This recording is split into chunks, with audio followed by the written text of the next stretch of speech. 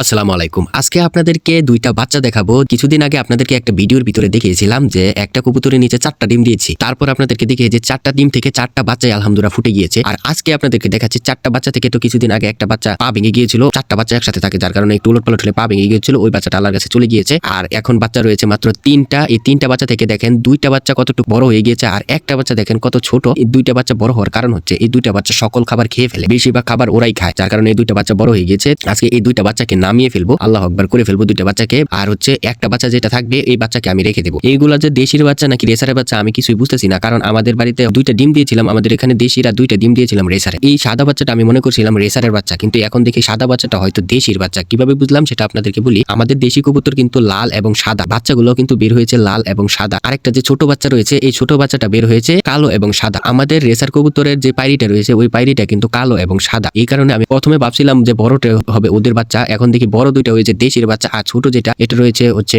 রেসারের বাচ্চা, রেসারের ক্রস আর কি। তিনটাকে একটা অন্যরকম লেভেলে দেখা যাচ্ছে। সেটা হচ্ছে মাঝে যে ছোটটা রয়েছে এটা হচ্ছে জন, আর পিছনে যেটা রয়েছে ওইটা হচ্ছে ১ নাম্বার, সাইডে যেটা রয়েছে ওইটা হচ্ছে ২ নাম্বার। আপনারা তো অনেকেই মোটু পাতলু দেখেছেন। মোটু পাতলুর মধ্যে দেখবেন যে জন বানেগা ডন ডায়লগটার সাথে একদম পুরোপুরি মিলে গিয়েছে। প্রথমটা হচ্ছে জন, পরেরটা হচ্ছে ১ নাম্বার, পরেরটা হচ্ছে ২ নাম্বার। জন ১ নাম্বার ২ নাম্বার। হঠাৎ করে ওদেরকে দেখে আমার এই যে পুরনো বাল্যকালের যে স্মৃতি, যে কার্টুনগুলো দেখতাম ওইগুলোর স্মৃতিগুলো অনেক মনে পড়ে যাচ্ছে যে কত মোটু পাতলু দেখতাম আগে। মনে হচ্ছে রেসারের ২টা বাচ্চা ফুটেছে, ওইগুলো হচ্ছে মোটু আর পাতলু। আর এই যে দেশি ৩টা বাচ্চা, সামনেটা হচ্ছে জন বানেগা ডন, পিছনেরটা টুগুলো হচ্ছে ১ নাম্বার, আর নাইরা যেটা হচ্ছে লাল কালার এবং সাদা কালার ও হচ্ছে ২ নাম্বার। কত সুন্দর দেখা যাচ্ছে। যাই হোক, আজকে ১ নাম্বার এবং ২ নাম্বারটাকে আল্লাহু আকবার করে ফেলবো। আর যে জন বানেগা ডন আছে ছোট, ওকে জন বানেগা থেকে এখন বড় বানিয়ে দেবো। দেখা যায় বয়সটা দেখেন, ৩টা বাচ্চাটি কিন্তু বয়স সেম। ৩টা বাচ্চার একই রকম বয়স হলেও কি হবে, খাবারের কারণে বাচ্চাগুলো বড় হয়ে গেছে ওইগুলো। আর এই একটা বাচ্চা কিন্তু ছোট। এটা হচ্ছে একদম ঘুঘু পাখি বাচ্চা, যেরকম না ঘুঘু পাখি বাচ্চার মতো দেখা যাচ্ছে। দেখেন অনেকে কিন্তু ঘুঘু পাখির বাচ্চা দেখছেন, ওই বাচ্চাগুলোর মতো দেখা যাচ্ছে। ওদের শরীরে যে পশমটা আছে ওইগুলো কেমন জানি হয়ে গিয়েছে, যে খাবারের অভাবে তার শরীরটা বাড়তে পারেনি। এখন আমি যদি ২টা বাচ্চাকে সরিয়ে দিয়ে ওকে শুধু একা রেখে দেই, ও দেখবেন কিছুদিনের ভিতরে বড় হয়ে যাচ্ছে, কিন্তু ও সাইজে সেরকম বড় হবে না। ওর বাড়তিটা হবে, যতই বড় হোক সাইজে ওই কবুতরটা আর বড় হবে না, বেশি একটা সাইজে বড় হবে না। ওকে যদি আমি উড়াইলেও বানাই তারপর আপনি দেখতে পারবেন সাইজে তেমন একটা বড় হচ্ছে না, ও শুধু বয়সের দিকটা বড় হবে। এখনো দেখতেছেন বয়স তাদের থেকে একদিনের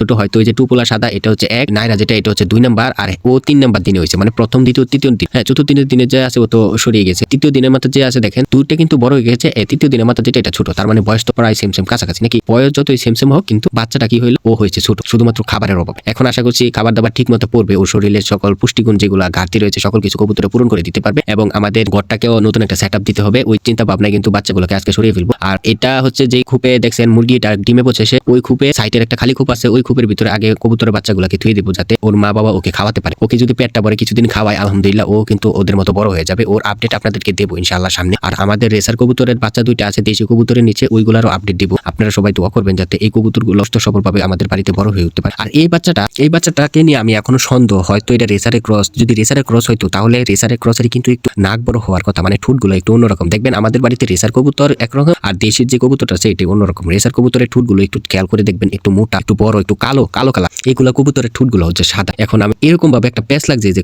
কোনটার গরিব বাচ্চা আমি এটাই বুঝতে পারতেছি। প্রথম অবস্থায় হচ্ছে রেসার আর দেশি যেটা ব্রিড করাইছি ওইটা ডিম পারছে, পরের দিন ডিম পারছে হচ্ছে দেশিটা। পরের দিন যদি ডিম পারে দ্বিতীয় দিন বাচ্চা হওয়ার কথা না, পরে বাচ্চা হওয়ার কথা না দেশিটা। পরে বাচ্চা হওয়ার পরে আমি দিয়ে দিছি, ডিমগুলা ফুটছে, ওইগুলা আগে এগুলা পরে। মানে দেশির ডিমগুলা ফুটে গেছে যেরকম ভাবে আগে, আর এগুলো হচ্ছে পরে। না হয় দেশিটা ফুটছে এটা সমানই ফুটছে, কিন্তু কি হয়েছে দেশির বাচ্চা যেগুলো আছে এইগুলো তাড়াতাড়ি বড় হয়ে গেছে। বড় হওয়ার সাথে সাথে যে দেশি বাচ্চাগুলো আছে এইগুলো কিন্তু খাবার খেয়ে ফেলছে তাড়াতাড়ি ওদের কাছ থেকে। যখনই মা বাবা আসে খাবার খাওয়ার জন্য তখনই ওরা কি করে খাবার খেয়ে ফেলে, তখন এই বাচ্চাগুলো খেতে পারে না। এই বাচ্চাগুলো খেতে না পারার কারণে ওই একটা তো বাচ্চা চলে গেল, এই বাচ্চাগুলো মানে একদম পুষ্টিহীনতায় ভুগছে। আর একটা বাচ্চাকে যখন সরাই দিয়েছি তখন ওই বাকি 3টা বাচ্চা একটু বড় করতে পারছে, 3 নাম্বার যে বাচ্চাটা। তারপরেও দেখেন ওদের থেকে কতটুকু ছোট। আর যদি ও সুন্দরভাবে 3টাকে সমান খাওয়াইতো, তারপরে কবুতর কিন্তু সুন্দরভাবে খাওয়াইতে চায়, সমানই খাওয়াইতে চায়। তারপরে কবুতরের বাচ্চা একটু পর হজম হয়ে যায়, খিদা লাগে। তখন বাহির থেকে কবুতরটা যখন খেয়ে আসার পরে উড়াল দিয়ে আসে, বসার সাথে সাথে কিন্তু বড় বাচ্চা যেগুলো আছে এগুলো তাড়াতাড়ি চলে যায় মা বাবার কাছে, ওরা গিয়ে নিজে খেয়ে পেটটা ভরে চলে আসে। আর যে 3 নাম্বার ছোট বাচ্চাটা ওকে আর খাওয়াতে পারে না, কারণ বড় বাচ্চা যেগুলো খাওয়ার জন্য পাগল, ওদের পেটটাও বড়। আর একটা কবুতরে আর কয়জনকে খাওয়াবে, তো একটা কবুতরে এটাকে অল্প হেটাকে অল্প খাওয়াতে 3 নাম্বার বাচ্চার সময় যখন আসে তখন পেটে আর খাবার থাকে। তখন কি করে লাগে, প্রথমত সারাদিনে যে খাবারটা সেটা একটা নিয়ম করে ওদের খাওয়াতে হয়। সেটা হচ্ছে ওই 2টা বাচ্চাকে একদম পুরোপুরি পেট ভরাই নিতে হবে। পেট ভরানোর পরে ওরা যখন আর লড়াচড়া করবে না, ওরা দুইজন তখন গিয়ে ওই ফাঁক দিয়ে সুযোগ পায়, তখন গিয়ে ছোট্ট বাচ্চাটা খেয়ে আসে।